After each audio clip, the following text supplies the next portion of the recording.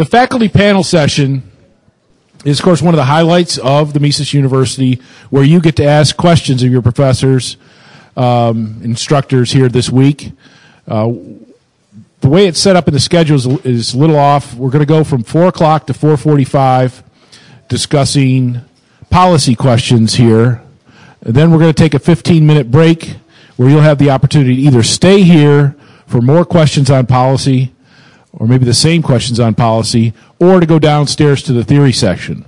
And then we'll be reconvened for another 45 minutes. We have written questions that we'll begin with, but after we get through those, you can ask questions from the floor. And again, this is the policy section of the faculty panel, so they should be primarily policy-oriented questions, although we'll get what we can take, or we'll take what we can get.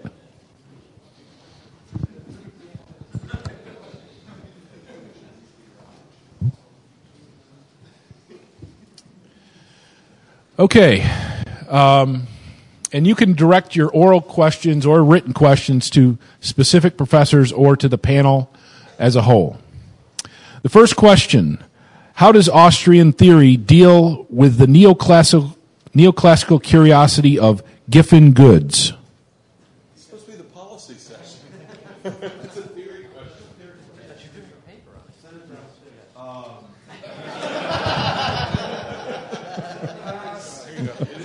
Why, thank you. Yeah, this doesn't sound like a policy question to me, but let's see, how should I answer that? To my knowledge, none of the founding Austrians or earlier generation of Austrians addressed this issue specifically. Rothbard doesn't deal directly with Giffen goods in Man, Economy, and State. There have been some previous discussions on. Oh yeah, I'm sorry. Is this on? Yeah. Okay. So the question is about so-called Giffen goods, Giffen. That is an obscure. It's a commodity that has been proposed or hypothesized by, first by a famous, not so famous, an English economist named Robert Giffen, and it's discussed in some of the neoclassical economics textbooks. And I guess without going into too much detail, as some of you, if you've taken an intermediate microeconomic theory course, a mainstream course, you know that it's common to talk about price changes and the effects of price changes on quantities demanded in terms of separate income and substitution effects. So the so-called Giffen good is a good that has in which the income effect is particularly strong and outweighs the substitution effect, the result of which is supposed to be that you get an upward sloping demand curve. So the claim of some of the textbooks will say, most demand curves are downward sloping, but it's theoretically possible that you could have a really weird case where the demand curve is upward sloping.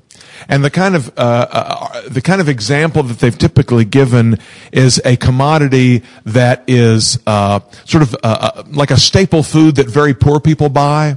And the idea is, take potatoes, for example. So you have these Irish peasants in the 19th century, let's say, who mostly eat potatoes. The claim is, if the price of potatoes were to go down, because these poor people spend most of their income on potatoes, they would not have to spend as much to sustain themselves as they would before. So their real income, in effect, has gone up. When the price of one of the major things they consume goes down, their sort of purchasing power has gone up. Therefore, they would start spending more money on other things they couldn't afford before, like meat. So they would actually start buying less potatoes. They would buy fewer potatoes and more meat as a result of the price of potatoes going down. And normally we say that when the price of a good goes down, other things equal, the quantity demanded goes up. But the Giffen good claim is that you could have under certain special conditions, the price of the good could go down and the quantity demanded would also go down. Okay, so the demand curve would have the wrong shape. Probably the motivation of the question, I don't know if the person who asked the question is here. They're downstairs. do we get all the theory questions? Maybe the piles got mixed up. But they say, well, you Austrians claim that things like the law of demand are, in Mises' terminology, right, praxeological truths. They're not just empirical tendencies or generalizations, but you can prove that all demand curves are downward sloping, and yet, what about the Irish potatoes and this exception and that exception? Now, two ways to think about that. One is empirically. Most neoclassical economists will say, yeah, I can see how that's theoretically possible, but I doubt that anything like that ever happened in reality, so let's just forget about it. An alternative approach, and one that Joe Salerno and I are writing a paper on this. The paper's not available for circulation just yet. Yeah, it's a plug, actually. I think you can show in a fairly straightforward fashion, if you follow the kind of price theory of Karl Menger that was adopted by Bombaverk and Mises and Rothbard, that it's a completely different approach in which there are no distinct income and substitution effects, and in which a Giffen good is a theoretical impossibility. So basically this is a question about differences between the neoclassical understanding of demand theory and the Austrian understanding. And I'll just leave you with the claim that the Austrian version is not just a non-mathematical representation or non-mathematical rendition of neoclassical demand theory as you get from Hicks or Samuelson, but it's really a very different way to think about demand.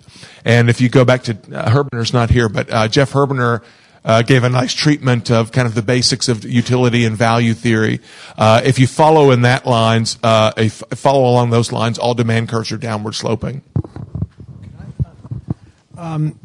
My colleague Bill Barnett and I are working on several papers on this also, and one of the things we note is that Mises never used demand curves, and the idea behind our research is that demand curves themselves are illegitimate, because when you have a demand curve, there's only supposed to be one thing changing. Price falls and quantity rises, but necessarily, absolutely necessarily, other things have to change too.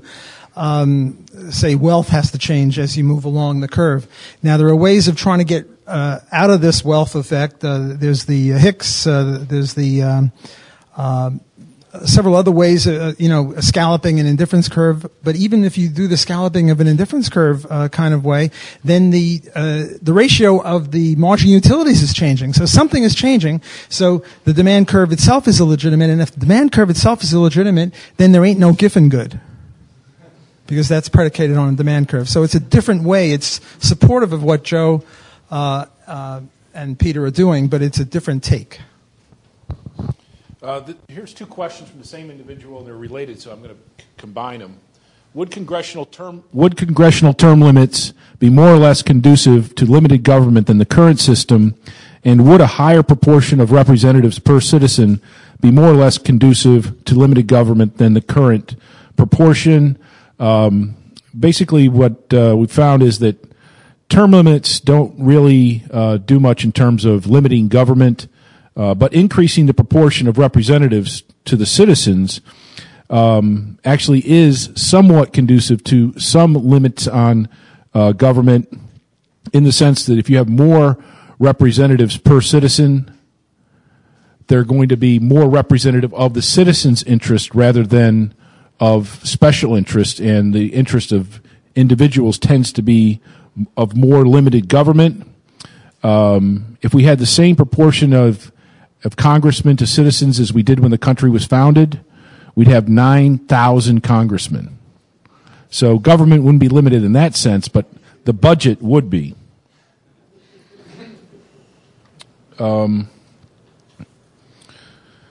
Anybody else? No? What was the answer? 9,000 congressmen would be a good thing. I know, it sounds scary, doesn't it? What does a congressman do day by day? Plots to plunder us. And so I'm not sure if they would work out that well.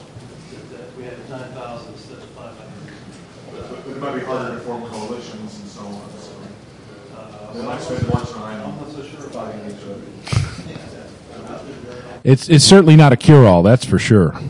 9,000 is necessarily bigger than 435, but that is bigger government. Okay. How are we supposed to turn policy theories such as privatization into practice?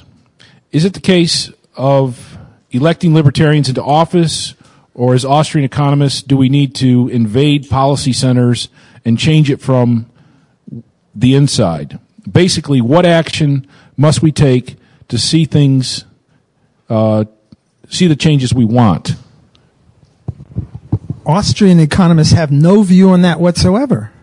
Austrianism is a value-free subject. It tries to understand reality. This is a question of libertarianism, of how do we do things. So, about which you have an opinion, no doubt. Well, I have opinions on this stuff, but I think the more important point is to distinguish between Austrian economics, which is a value-free subject, and libertarianism or any other political philosophy, which is an attempt to do things, as in this case, privatize. Okay, so let's change the question to, drop the Austrianism from there. I don't think there's any one right way. Uncle Mao said, "Let 1,000 flowers bloom." Let's, all move to, New Hampshire for this Free State Project. Let's vote for the Libertarian Party if Bob Barr isn't running. Let's vote for Ron Paul, obviously. The Ron Paul, Andrew Napolitano ticket would be a very nice ticket. Support the Mises Institute. Support Loyola University New Orleans, because we have the highest proportion of Austro-libertarians on our economics staff. There are lots of ways that Patry Friedman has this idea of, setting up something in the middle of the ocean, which has been tried before. I'm not a real big fan of that, but that's one more alternative that could be mentioned. So you got two questions there. Okay, I'll be really quick. Unlike Peter Klein,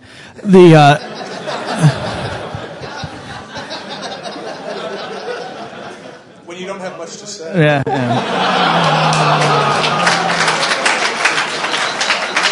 Okay. So Walter's correct that it's not.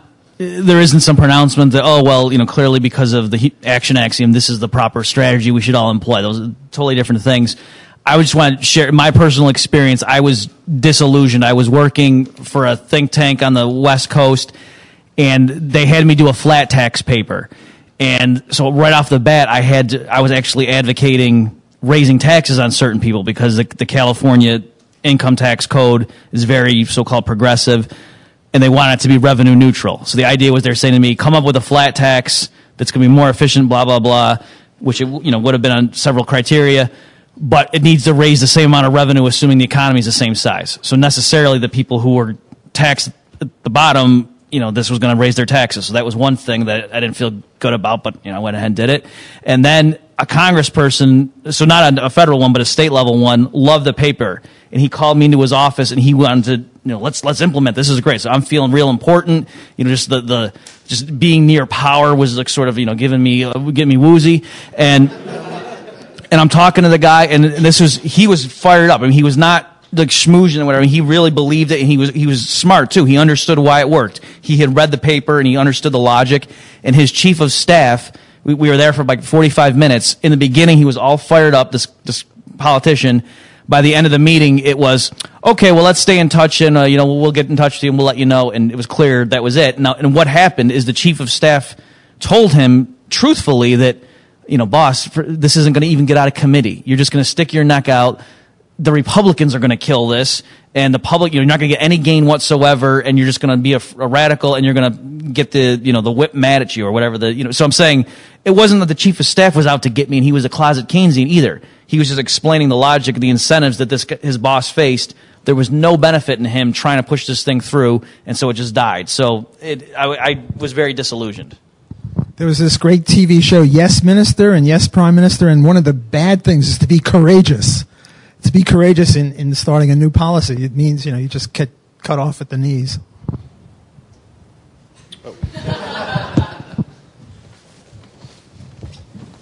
I don't have anything to say. I just wanted to see Mark run across the back of the thing.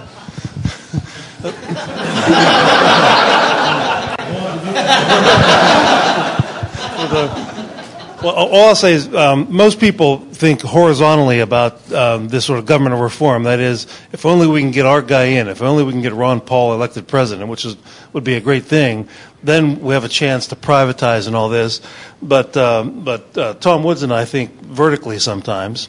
In other words, the devolution of power away from the center is also important, as opposed to whether we have a flat tax or a semi-flat tax or particular policies. But how did we get in this big mess? It's centralized governmental power that began its push in the late 19th century all over the world, Russia, Germany, America, and all the other countries. And that's where we've got monopolistic government that is just one big plundering machine. And so to reverse that, it takes the opposite. It takes the devolution of power. That's why Tom's book Nullification is right on that kind of thinking. The whole idea of secession. How did the Soviet Empire implode? Peaceful secession. That's how. And then so you have some countries like Estonia that seem to be much freer than other former Soviet republics are, as far as that goes. And so it's a real experiment in federalism, the American idea of federalism going on in the former Soviet Empire. And so hopefully I'd like to see us talk about the former American Empire someday with the same sort of thing, maybe 10 or 15 or 50 different republics, rather than just having 9,000 politicians ruling over us in the same old centralized state. And I think Bob had something to say next. Well, speaking of that, I've got two questions here on the same subject by different people. First, can local governments attempt to nullify unconstitutional state and or federal laws? And two, do you like the idea of towns and cities nullifying state and federal laws? Anybody on the panel want to address that? Okay. Well, yes, but there would be one argument that they can't use that states can use. States can use the so-called compact theory of the Union to say that, the states created the federal government, so they are the principals to the contract, and there's no impartial arbiter for disputes between the agent and the principal, so therefore the principals have to decide for themselves if the Constitution has been violated. Towns don't have that because the towns didn't create the states and so on and on. But you still have other arguments. You can still have moral arguments, still have self-government arguments, still have leave me the heck alone arguments. I mean, all kinds of arguments you can use other than that. So yeah, I think we should keep it as local as possible. And what was the other thing? I was just hearing about this. Oh yeah, I was talking to Gary North the other day. He has got this clever trick that I copied from him, which is you buy a domain name that is easy to say and memorable, that then redirects to your own site and redirects to a page on your own site so that you don't have to say, oh, listen, I have a great article for you. Go to tomwoods.com/articles/whatever. Yeah, forget it. Right? It's never going to happen. So you have something. So his thing is countyrights.com. Type that in, countyrights.com, and bang, you wind up at Gary North's site. He's got a page there. And he says, because he was telling me, state nullification is for sissies.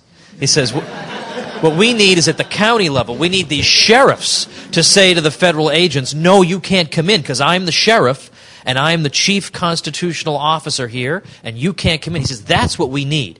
And if we're going to make any progress, it's going to occur from the ground up. So on that page it says, I am holding the domain name countyrights.com for Sarah Palin.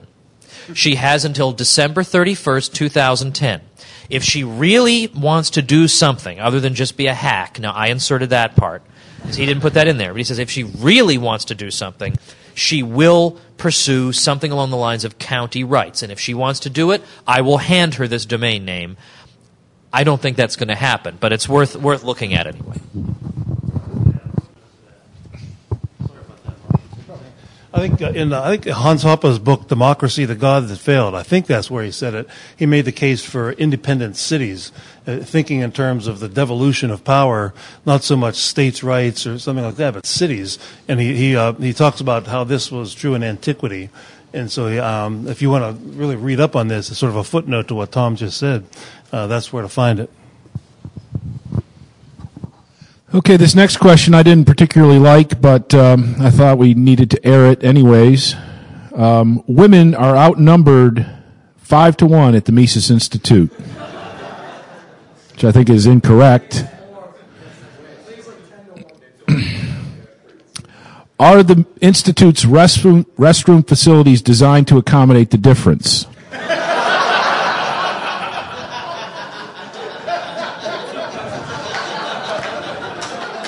And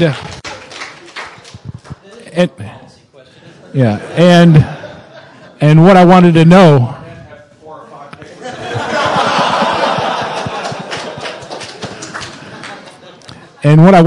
is which one of you guys have been sneaking around in the women's bathrooms? Actually, a lot of the facilities of the Institute were designed by women. Okay. All week we have talked about different areas in which government should not be involved, including national defense. It seems as though the Austrians would favor anarchy before any government inducement. If this is untrue, then please define the role of government according to the Austrian perspective.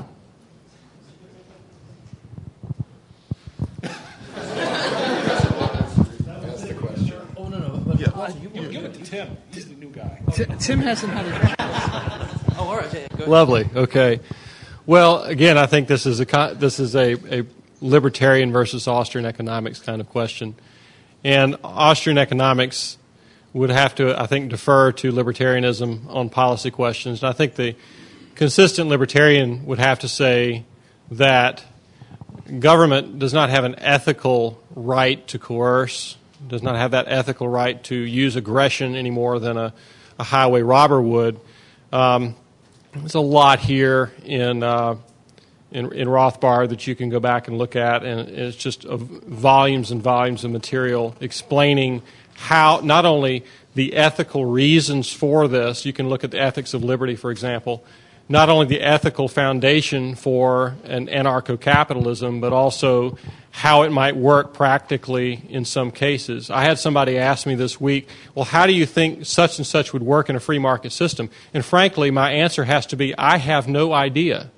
We are so far from a free market system that I have trouble, there's so many things that would have to change. I have trouble imagining what it might be like. Now, we can propose certain things. Dr. Block has mentioned privatizing the road system and has written some things on how that might work.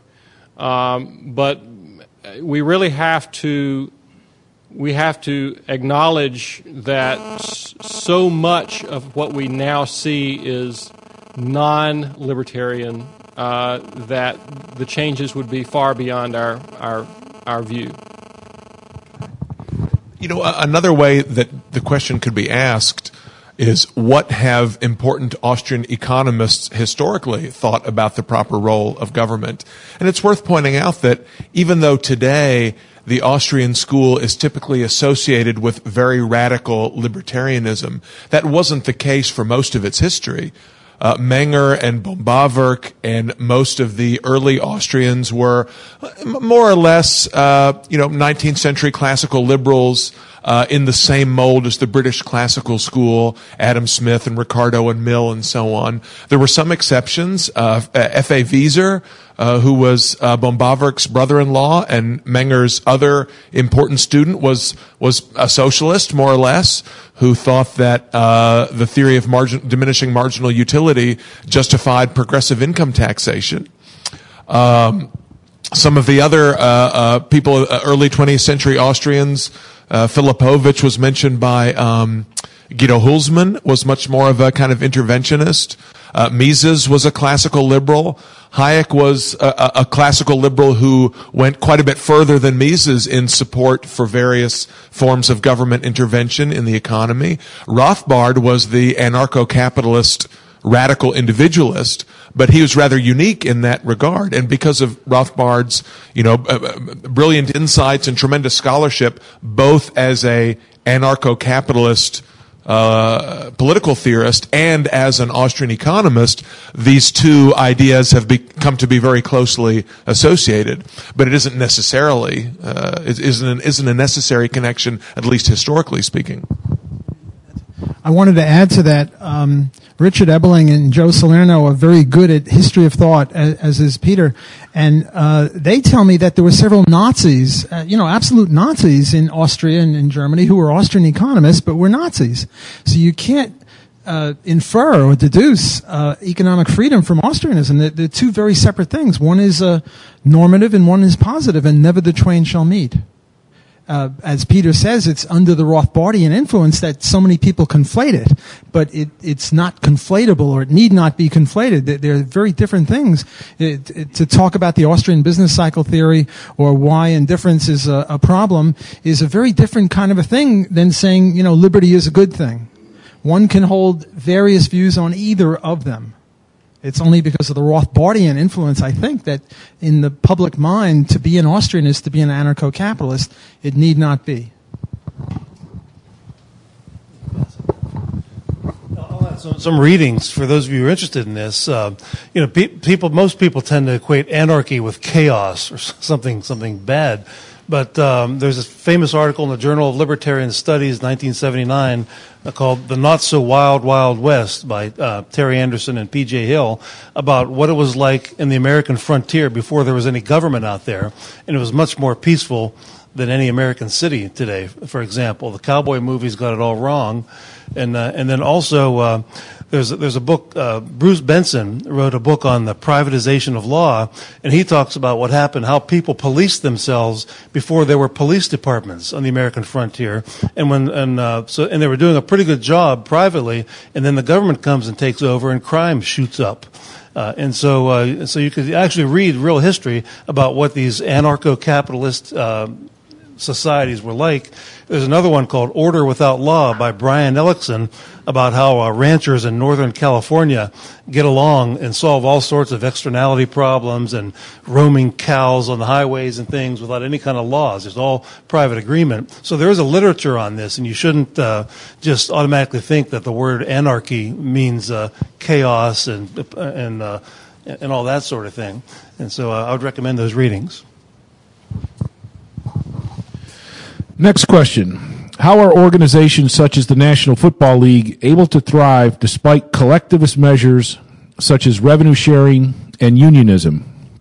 I begin by noting that football leagues and baseball leagues and things like that are not collectivist, they're cooperative and contractual, and that it's a unit working for, obviously for the profit of each individual firms, but it's much the same like McDonald's, where you have a central corporation along with a bunch of franchises, and there are lots of rules, regulations, and so forth, requirements on the part of both types of parties, the central corporation and the franchises themselves. This attack on collectivism is a vestige of Ayn Randianism, and it's one that I'm not a big fan of. I don't see anything wrong with collectivism or cooperativism or anything like that. The key is it voluntary or not? There's the kibbutz, the commune, the nunnery, the various groups that act in a collective way. I mean, the typical American family operates on the grounds of from each according to his ability, to each according to his need. The 3-year-old girl doesn't eat in accordance with her ability to provide income, rather in accordance with her need. The idea here is that if you take this to the logical conclusion, and I'm a big fan of reductios, then individual sports like handball or tennis or track or swimming would be good, whereas collectivist sports, team sports, would be bad, like basketball, football, baseball. But that's just plain silly. There's nothing anti-libertarian about a collectivist sport, a team sport like football or baseball or basketball. Now, you wouldn't go so far as to advocate soccer, though. Well, that's why they call me Walter Moderate Block. Now, as to unions, unions are a complex sort of a thing. As a libertarian, you can't say per se that unions are evil. It depends upon what they do. If they limit themselves to a collective walkout altogether, then they're legitimate because there's no requirement that they shouldn't leave. There's no reason that they shouldn't monopolize in that sense. On the other hand, there are no extant unions that are like that, but there are theoretical Platonic unions that could be legitimate. Most of them, I think all of them, in addition to having mass walkouts, also will invade scabs, replacement workers, and use violence against them, whether physical violence or trying to get the cops to do the violence for them through Taft-Hartley or Wagner Acts or what have you. So with regard to unions, they are possibly legitimate, but there are no extant examples of legitimacy. And this thing about collectivism, I'm not a big fan of that. It comes to mind, Rand, she always hated collectivism and loved individualism, but that's not the libertarian distinction. The libertarian distinction is coercion versus non-coercion, not individualism versus collectivism. Okay.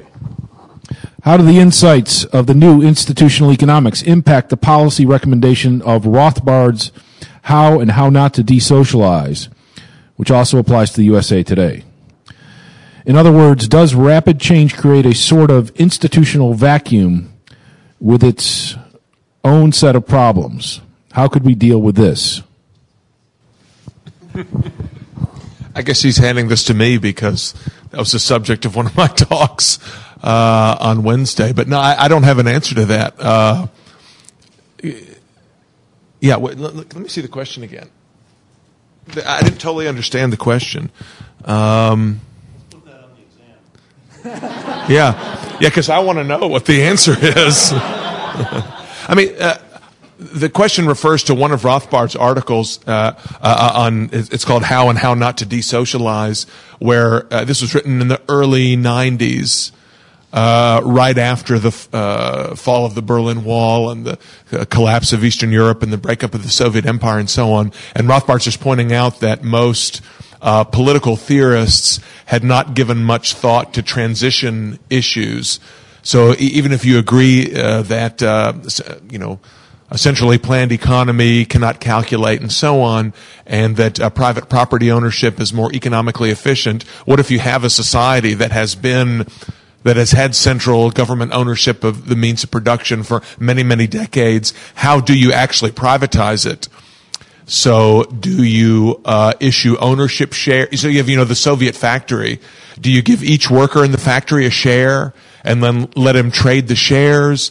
Does the state simply sell off the factory to the highest bidder, which could include foreign investors? I mean, there are a number of different means for getting from A to B, and Rothbard had some interesting thoughts on what he thought would be the most effective and what he thought was the most morally defensible means of getting from a status to sort of a capitalist system. I don't know specifically what insights the new institutional economics would offer, other than, of course, that when we talk about a free market society, we do have in mind certain kind of we have in mind an institutional background of security of property rights, security of person and property, the freedom to engage in trade, and so on.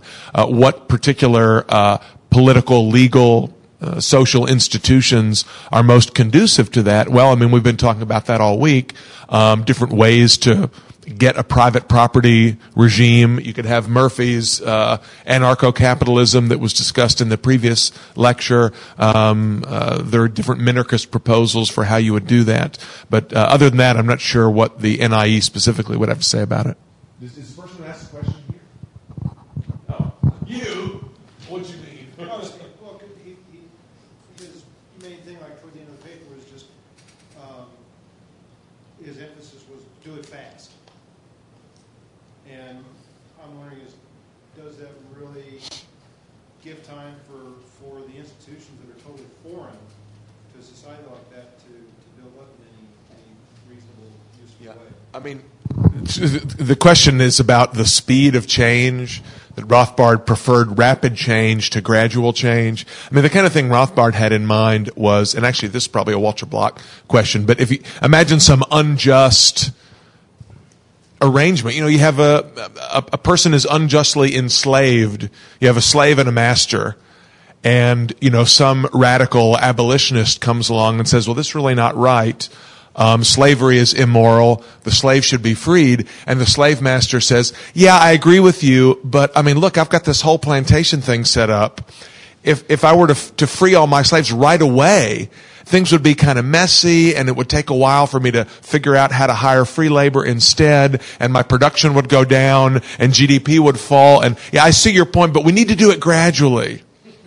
That's not going to be much consolation for the slave, right? And I think Rothbard was making the point that it's important to remove unjust government controls quickly, even if it means there's a period of disruption. It wouldn't be justified to slow things down just to try to preserve existing arrangements if they're unjust.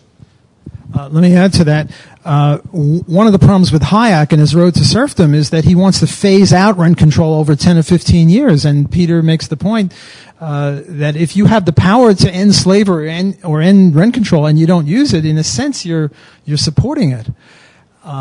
Another point that Rothbard makes is that, if Ron Paul gets in, he should start getting rid of things right away, because otherwise you allow the forces of reaction to come in. If you wait and you wait, then forces get built up to stop you from doing that. So you might as well, get it all done right away. And I think if Ron Paul were elected, he would not just sit around and wait and phase things out over 15 years, but he would do it over, 15 hours or 15 days or something like that. I think Hayek, though, he did recommend freezing the money supply as soon as you got into office, based on the idea that by the time the election rolled around, all the problems would be over with. We have a couple more questions, sort of individual nature, like what should I invest in and what my career should be, but these guys would not be of any help for you on that. So,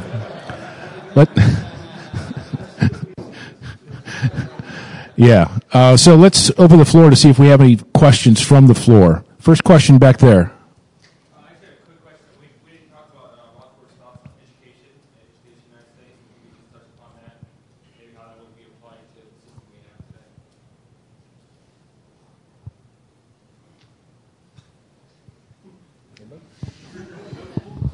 Well, there wouldn't be any Milton Friedman-like school vouchers.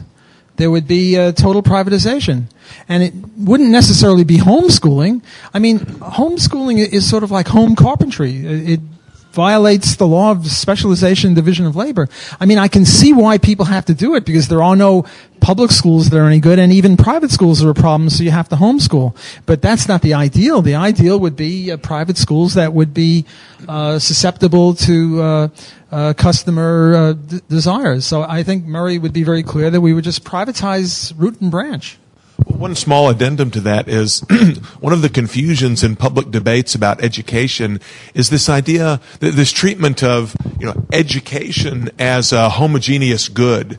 You either have education or you don't. It's a lot like healthcare, right? That, we have to make sure that everyone has access to healthcare. Well, what is healthcare? That's different things to different people. It's a composite of different procedures and medications and health-related things. The point with education is, presumably in a purely privatized educational system, if the state were not involved in any way in education, there's no reason to think that there would only be one model. 12 years of secondary school followed by, primary and secondary school followed by a 4-year college education where you take these classes, you learn these subjects in this way with this many kids sitting in front of a teacher doing X, Y, Z. We have these very standardized models that have been imposed on us from above. But my conjecture is, in a free market for education, you'd have a huge variety of different kinds of things. Some people would go to, you might have formal classrooms like you have today. You might have all kinds of other, what they call experiential learning, large classes, small classes, different kinds of subjects. Some people would go to school for just a short period. Some people would be in school a longer period. This idea that... Can you elaborate on that? Yeah. When people think, well, how would you have education in a free market? Or wouldn't only rich people get to go to school and poor people wouldn't? Well, when people ask that question, they think of school as a predefined thing, and they know exactly what it looks like, and everybody has to get the exact same thing, which of course is silly. It doesn't apply to housing or shoes or food or recreation or any other activity. Rothbard has a monograph downstairs for sale. It's called Education Free and Compulsory, and it's a real eye-opener. Second question. I have a friend, a former professor, I don't know if he's the reason I'm here, but we had a substantial disagreement over intellectual property. I wanted to know if you had differing opinions on that, and if there's any substantial writing on it besides Kinsella's book.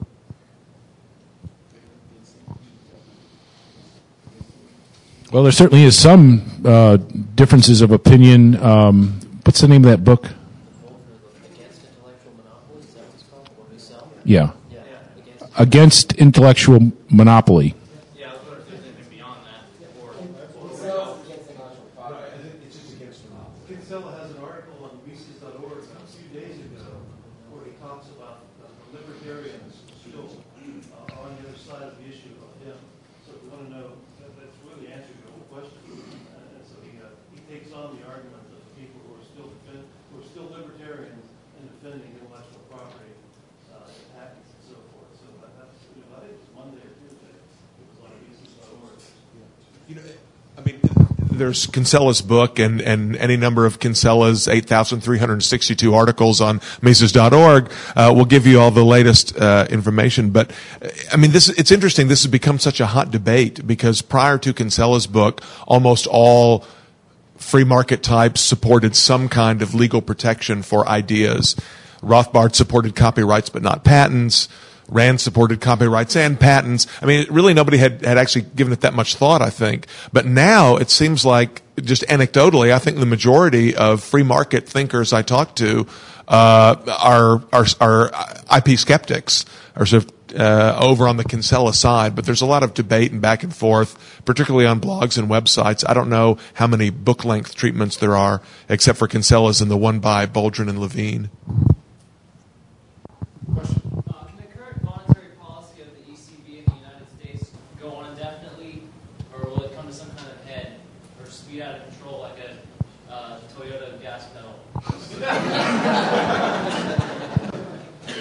That turned out to be human error. Yeah, right. There's nothing wrong with gas. Just like the monetary policy. Well, obviously, we don't have a crystal ball. We don't know. So if you're saying, is it theoretically possible that this could continue? It depends what you mean by what our current policy is and what you mean by continuing, right? So if you're asking a prediction, I think what they're going to keep doing is every time a crisis comes up, the Fed will just keep monetizing it, print up a new $1 trillion because, hey, the first time nothing bad happened. And that they can't just keep papering over. We know there are underlying real disturbances. It screws up the structure of production to have a 0% interest rate. And yes, that is going to come to a head. They can't just keep postponing it, just like Greenspan didn't really fix things by papering over the dot-com crash. He just set up the housing boom. So that's what I think is going to happen. And also, I'm going to blog it soon. We're just scanning it in. There's a great thing. Mike McKay's here. He gave this thing from the IMF where they have this great chart, this eerie chart showing the stages to lead to a global currency. And so it's very like a conspiracy theory. It's like the blueprints from the Death Star that he smuggled out from the IMF. and it's really, in other words, I don't just think Bernanke's bumbling along and that this thing's going to surprise. I mean, if you are thinking there are forces that are trying to move towards regional currencies, what they're doing right now is like, oh, maybe that's what makes sense. Because right now, what I keep stressing to people is Austrians think Bernanke's nuts, but so do Keynesians and so do monetarists. In other words, what he's doing right now, his specific combination, like he injects all that money, but then he pays banks not to make loans with the interest on reserves. It doesn't make any sense according to standard schools of thought. But if you're real sinister and think there's something else at play, well, then there's more logic to it. Okay, you can come back here at 5 o'clock or go downstairs to Condon. Thank you, guys.